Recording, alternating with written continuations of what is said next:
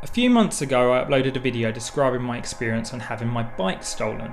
The video got a generally good response, however there was one comment I made that got a lot of backlash. Here's that video.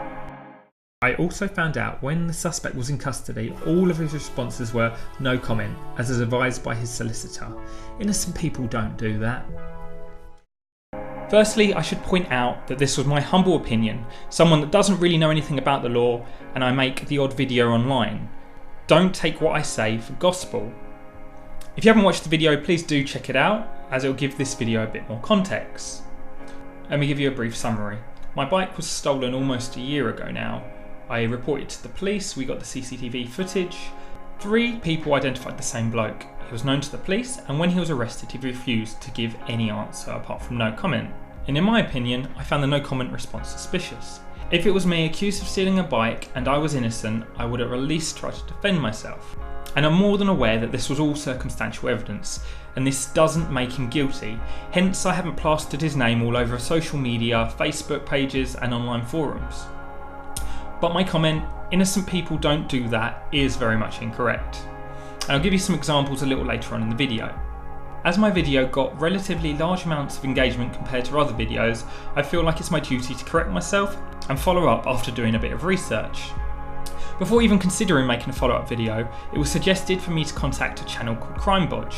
I got a very comprehensive response, and I even got advice on how I could prosecute the suspect myself. But my comment, innocent people don't do that, was also mentioned. It's a shame that you think only guilty people give no comment interviews at police stations. That's simply not the case. I advise everyone to refuse to speak to the police at an interview regardless of guilt. The bottom line is that it's never safe to communicate freely with the police. So be sure to check out his channel, it's a very fascinating take on legal matters. But this did spark my interest on why innocent people might not want to comment. Who do I ask? Surely picking the profession that deals with the majority of legal matters would be able to advise. That's right, solicitors. I called a handful of solicitors trying to explain the situation, but nobody was able to help me or even advise from a victim's perspective. We don't deal with the victims of crime, we only deal with suspects in criminal investigation. I'm afraid we're a criminal defence service solicitors, so we deal with the opposite side really. We deal with people that have been accused of committing a crime. There's no, there might be some civil remedy maybe, but we only deal with suspects, i.e. the person who's been interviewed, and I can't advise you why his solicitor might have advised him to say no comment or not. Alright. That's fine. Alright, thank you very much. Right, sorry about that. Cheers, bye. But would that be general advice, or because it's not general advice, it's dependent on the case and the circumstances, what evidence they've got and what he tells his solicitor. It could be for a number of reasons he's got no comment. It could be it's a very weak case and he decides to no comment. It could be he's guilty and he doesn't want to admit the offence. It could be a number of reasons. Okay, so it's a bit of a dead end. So next stop for reliable information, and it's why you're all here, it's YouTube. I found a very interesting video of an ex-con, and I've cherry-picked the points relevant to my situation, so do be sure to check out his video. I'll leave a link to all channels in the description below that I mention.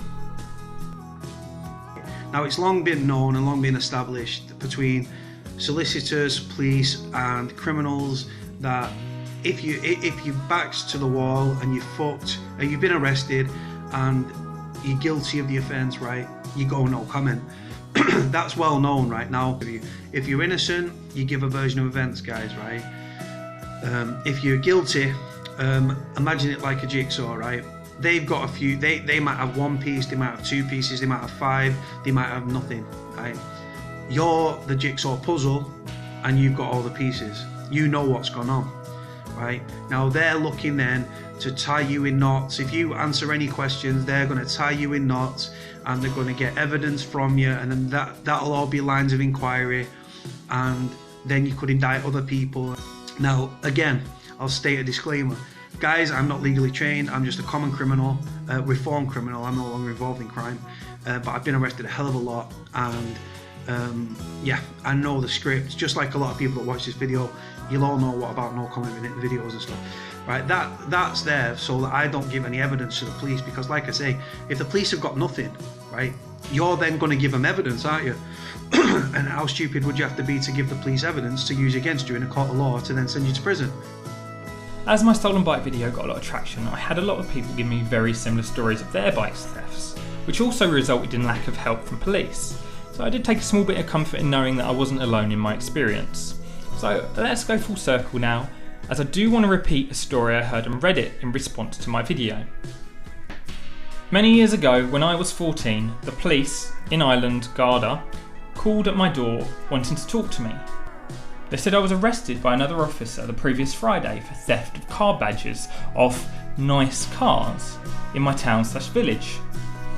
Knowing nothing that could be further from the truth, I told them that I didn't do it and I wasn't arrested. I started to speak to the police in the presence of my parents in our living room.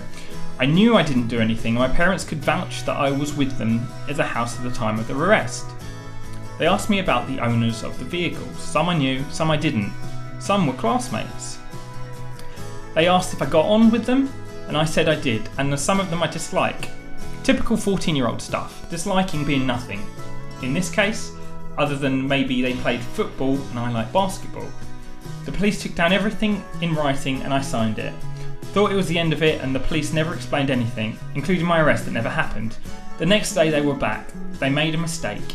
It wasn't the Friday I was arrested, it was the Thursday. Well, I had a little bit more difficulty with an alibi for that day and I can't remember now what I was doing. I wasn't with my parents and they really probed what I was doing. They used the fact that I said previously I didn't like one of my classmates whose family car badge was stolen as proof/pressure that I had done it. This time my parents started getting annoyed and demanded to see proof of my arrest. Long story short, another kid in town got caught red-handed and when arrested they gave my name instead of theirs. Because the arresting policeman was off on holiday, he wasn't around to see me when they came to speak to me. That I physically wasn't the person he arrested. It took a good few weeks and a lot of shouting to get this resolved.